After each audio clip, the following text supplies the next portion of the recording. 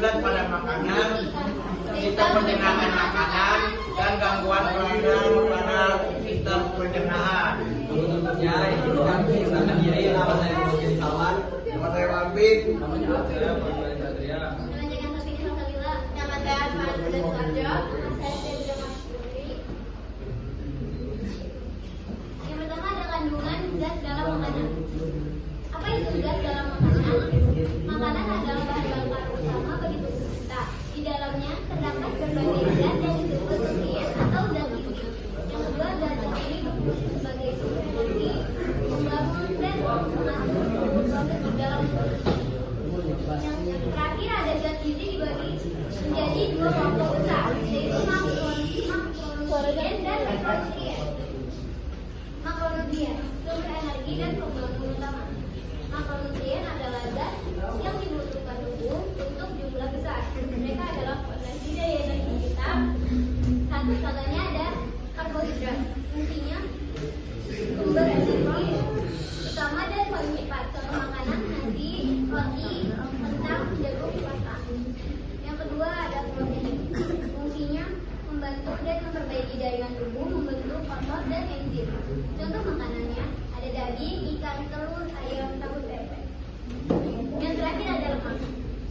Fungsinya sumber energi cadangan yang paling cepat, melindungi organ vital dan membantu penyerapan vitamin. Contoh makanannya ada alpukat, minyak, kacang-kacangan, dan selanjutnya ada mikronutrien. Fungsi mikronutrien dibutuhkan dalam jumlah kecil tapi sangat penting untuk mengatur berbagai proses dalam tubuh. Contohnya ada vitamin yang berfungsi sebagai pengatur tubuh dan menjaga sistem kekebalan. Contohnya ada vitamin A untuk mata, vitamin C untuk daya tubuh, dan vitamin D untuk tulang. Yang terakhir ada mineral, fungsinya untuk membentuk struktur tubuh, tulang dan gigi, dan mengatur fungsi organ. Contohnya kalsium untuk tulang, dan besi untuk darah, dan kalium untuk otot.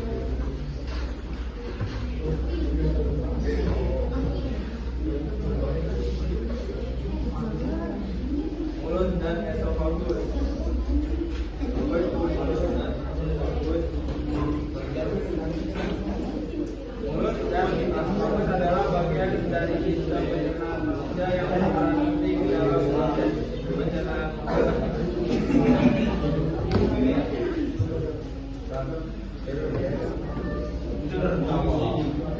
Di sini mulut itu berdasarkan mulut memulai proses pencernaan dengan mengunyah makanan dan mencampur dengan saliva. Mulut sebagai alat komunikasi. Mulut berperan dalam berbicara dan komunikasi verbal. Dua, kondisi patologis. Sitomatologis, peradangan pada mulut.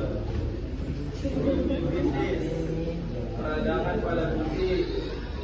Karies gigi, kerusakan gigi akibat bakteri. Tiga, variasi anatomik.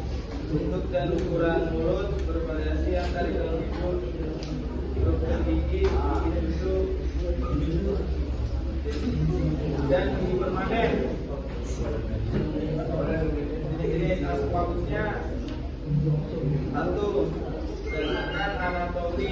Asofagus atas, bagian atas yang berhubungan dengan paru. Asofagus bawah, bagian yang berhubungan dengan lambung, kaki, sekitar asofagus bawah.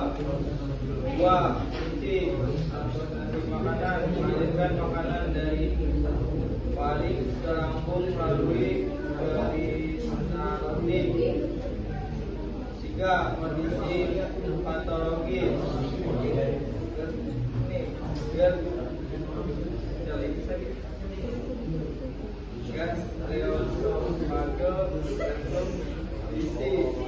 Melembut asam lambung ke asofagus.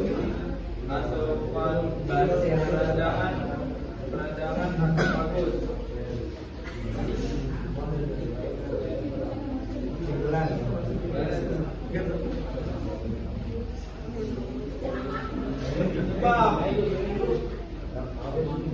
Sebab mulut infeksi, bakteri, virus, jamur.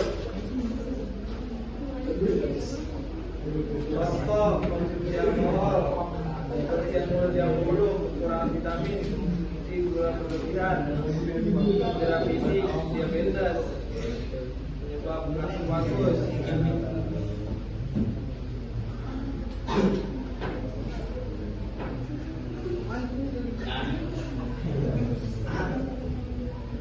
Reflux asam GERD,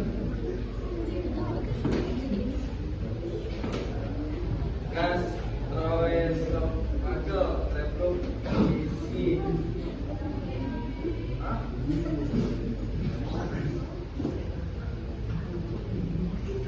Kesimpulan, mulut dan esofagus adalah bagian penting dari sistem pencernaan yang berperan dalam proses pencernaan makanan dan transportasi makanan ke lambung.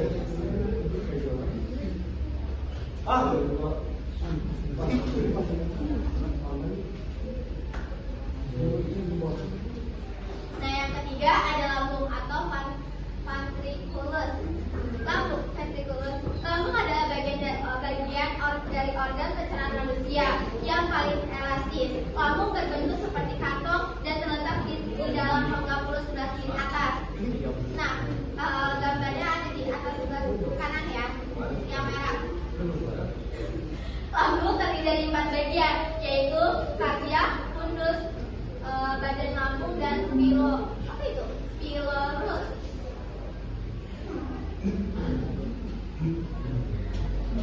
Pada ujung lambung terdapat klip.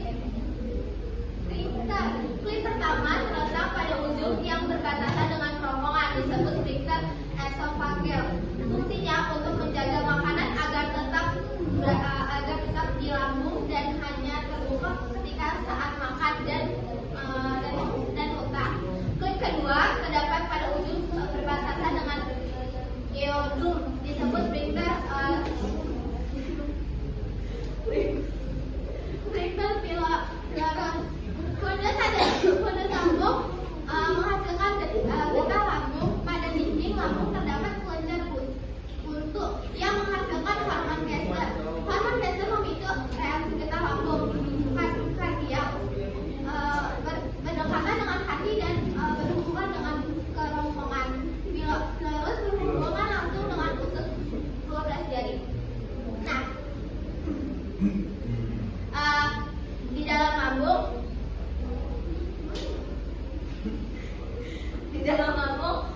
itu terdapat pencernaan mekanisis dan kimiawi. Mekanisis dilakukan oleh dinding atau otot lambung yang memeras dan mengaduk makanan dengan baik dan bercampur merata dengan getah lambung. Contohnya ada di bawah sebelah kiri.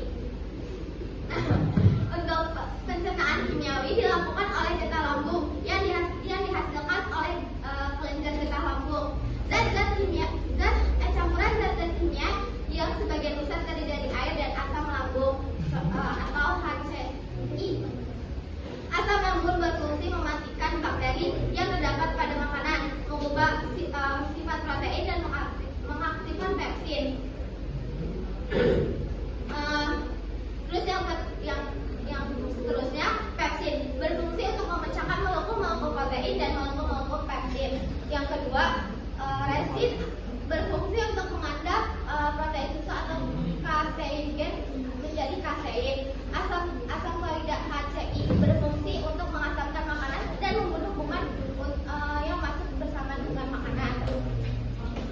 Nah, selanjutnya ada pankreas. Ada kelenjar berwarna keputihan berbentuk khusus 12 jari dan terletak di permukaan bawah lambung.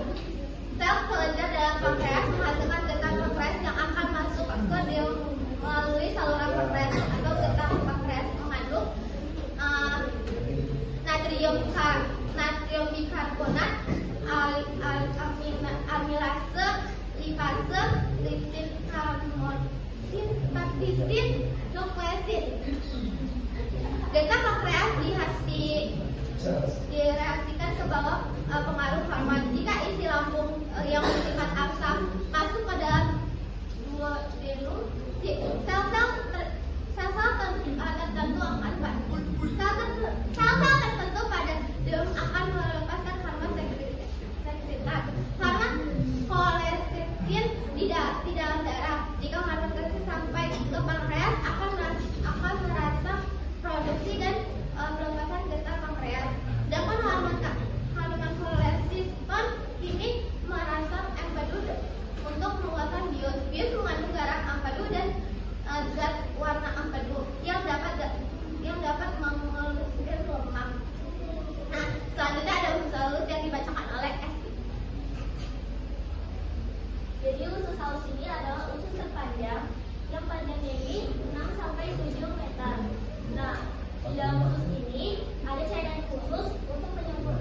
pencernaan makanan. Nah, cairan tersebut namanya cairan MTU. Nah, usus halus ini merupakan tempat penyerapan sari makanan dan tempat terjadinya proses pencernaan yang paling panjang di bagian ini. Menjadi proses pencernaan kimiawi. Nah, ada 3 bagian usus halus. Yang pertama itu ada usus duodenum, yaitu usus 12 jari yang memiliki panjang 25 cm dan terdapat 2 saluran. Yang pertama itu ada cairan empedu atau kantung empedu yang berisi cairan empedu dari hati dan berfungsi sebagai penghancur lemak. Dan yang kedua itu ada pankreas. Nah, pankreas ini dihasilkan dari getah atau kelenjar pankreas dan mengandung beberapa enzim, yaitu enzim amilase yang mengubahkan tepung atau amilo menjadi glukosa. Nah, yang kedua ini ada enzim trypsinogen. Trypsinogen ini diaktifkan oleh enzim enterokinase menjadi tripsin. Nah, yang ketiga itu ada enzim tripsin, yaitu mengubah protein jadi peptida dan asam amino. Yang keempat itu ada lipase, yaitu mengubah lemak menjadi asam lemak dan gliserol. Nah, yang kedua itu ada usus jejunum. Nah, bagian ini mencerna makanan lebih lanjut dari usus duodenum setelah melewati pencernaan.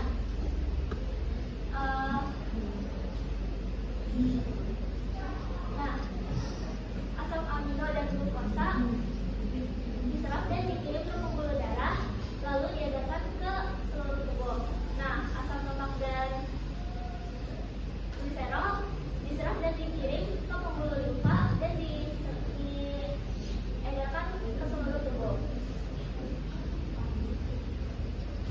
Lalu yang ketiga itu ada usus ileum atau penyerapan. Setelah glukosa dan asam amino serta vitamin dan mineral yang diserap oleh usus halus atau usus jejunum itu melalui kapiler darah akan dibawa oleh darah melalui pembuluh vena porta hepat ke hati. Nah, selanjutnya dari hati ke jantung, kemudian diedarkan ke seluruh tubuh. Asam lemak dan gliserol bersama empedu membuat larutan yang bernama sel. Selanjutnya sari-sari makanan diedarkan melalui aliran darah ke seluruh tubuh. Sisa makanan yang dicerna atau yang penting itu akan berlanjut ke usus besar yang akan dibacakan oleh lanjut. Apa itu usus besar? Jadi usus besar itu adalah tempat akhir dari pencernaan manusia yang dia menyerap berupa air dan elektrolit dan bisa memproduksi vitamin, terutama vitamin K. Untuk fungsi-fungsinya sendiri yang seperti saya bilang tadi dapat menyerap air dan mengubah sisa-sisa makanan menjadi versi. Dan untuk versi lengkapnya itu makanan yang sisa-sisa makanan yang tidak bisa dicerna oleh usus halus akan dicerna kembali, akan diubah menjadi feses di dalam usus besar. Dan di dalam usus besar itu ada bakteri bernama E. coli untuk membantu membusukkan makanan tersebut. Dan sisa zat makanan tersebut dan usus besar akan menyerap sisa-sisa air yang ada di sisa makanan.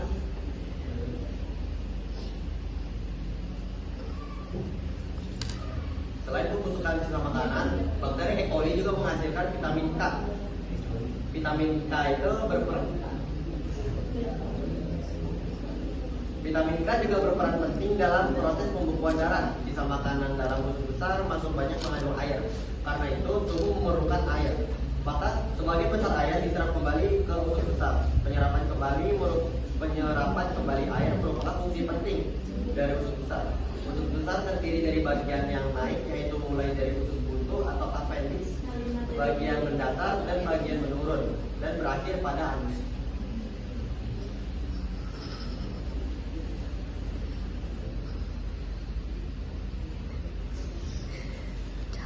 lanjut.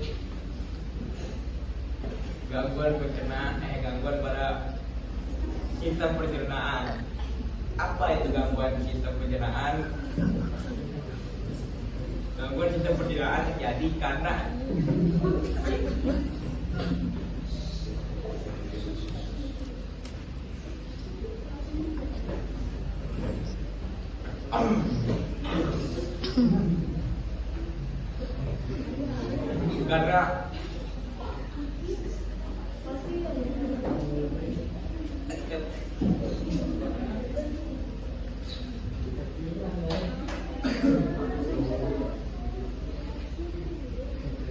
gangguan sistem pencernaan terjadi karena organ pencernaan seperti mulut, kerongkongan, lambung, pankreas dan lain-lain itu tidak bekerja dengan baik sehingga proses pencernaan itu terganggu.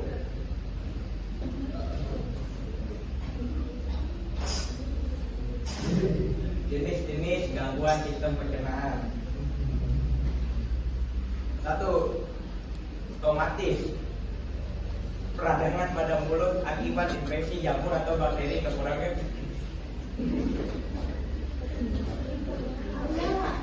vitamin.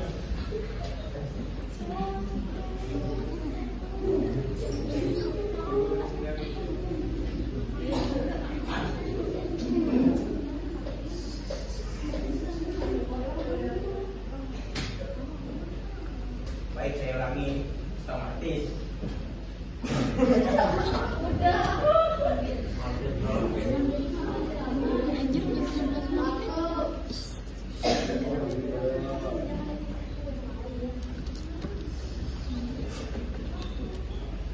stomatis, peradangan pada mulut akibat infeksi jamur atau bakteri,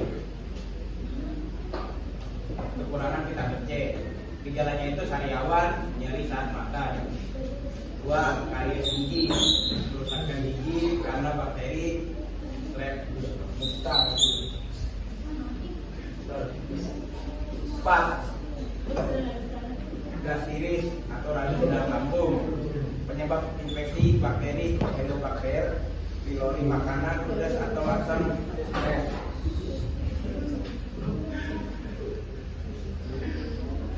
Lanjut, tunggang lambung atau ulcus pecticum, luka pada dinding lambung atau usus 12 jari, penyebab infeksi bakteri, obat pereda nyeri, berlebihan enzim.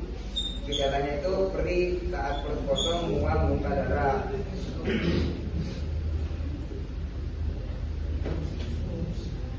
Lanjut, usus, penyebabnya itu infeksi bakteri atau virus, E. coli, Vibrio, cholerae, perantaran makanan.